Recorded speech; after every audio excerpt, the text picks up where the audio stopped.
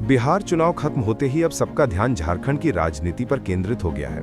राज्य में हलचल बढ़ गई है और हेमंत सोरेन और भाजपा के बीच गठबंधन की अटकलें जोर पकड़ रही हैं। हाल ही में मुख्यमंत्री हेमंत सोरेन अपनी पत्नी कल्पना सोरेन के साथ दिल्ली पहुंचे और पीएम मोदी से मुलाकात की। इसके तुरंत बाद राज्यपाल ने अमित शाह से मुलाकात की। ये संयोग नहीं लगता।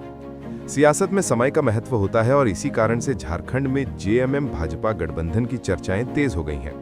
राजनीतिक गलियारों में दावा किया जा रहा है कि हेमंत सोरेन भाजपा के संपर्क में हैं। हालांकि जेएमएम ने इस दावे का खंडन किया है। झारखंड में बड़े राजनीतिक फेरबदल की संभावना अब वास्तविकता में बदलती नजर आ रही है। बिहार विधानसभा चुनाव में महागठबंधन को हार का सामना करना पड़ा। इस हार के बाद झारखंड में भी इंडिया गठबंधन कमजोर दिख रहा है। सूत्रों का दावा है कि जेएमएम का राजद और कांग्रेस के साथ तालमेल ठीक नहीं है।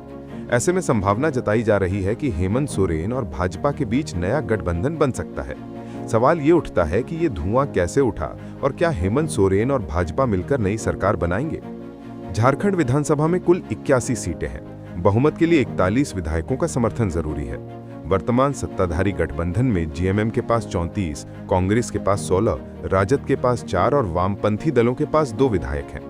यदि जेएमएम और भाजपा के बीच नया गठबंधन बनता है तो संख्या सीधे 58 पहुंच जाएगी। इसका मतलब यह है कि जेएमएम 34, भाजपा 21, एलजेपीआर 1, एजेएसयू 1 और जेडीयू 1 के साथ मिलकर बहुमत से काफी ऊपर पहुंच सकता है। बिहार विधानसभा चुनाव में जेएमएम ने महागठबंधन से 7 सीटों की मांग रखी थी। हेमंत सोरेन चाहते थे कि उनके उम्मीदवार अपनी पार्टी के सिंबल पर चुनाव लड़े, लेकिन तेजस्वी यादव ने ये मांग ठुकरा दी। इसके बाद बिहार में गठबंधन टूट गया और जेएमएम ने महागठबंधन से दूरी बना ली। इसी कारण से झारखंड में भी गठबंधन में खटास पैदा हुई।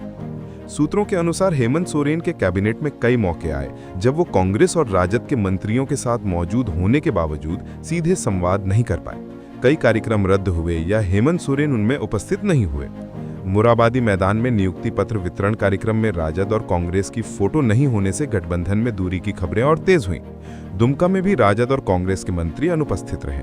इन घटनाओं ने जेएमएम और भाजपा के बीच गठबंधन की अटकलों को बल दिया। सियासी चर्चा में यह भी कहा जा रहा है कि हेमंत सोरेन अपने पिता शिबू सोरेन के लिए भारत रत्न की इच्छा रखते हैं। इसके साथ ही वो अपनी पत्नी कल्पना सोरेन को केंद्र की राजनीति में स्थापित करना चाहते हैं। कल्पना को केंद्रीय मंत्री बनाना उनकी योजना का हिस्सा है। यदि जेएमएम और भाजपा का गठबंधन बनता है तो कल्पना अपने विधायक पद से इस्तीफा देकर राज्यसभा के रास्ते केंद्रीय मंत्री बन सकती हैं। बिहार महागठबंधन की हार, जेएमएम और कांग्रेस राजद के बीच दूरी और अमित शाह के हस्तक्षेप ने राजनीतिक गलियारों में नई हलचल पैदा कर दी है। अब देखना यह है कि हेमंत सोरेन और भाजपा की संभावित डील कितनी सच्चाई में बदलती है और कांग्रेस पर इसका क्या असर पड़ता है।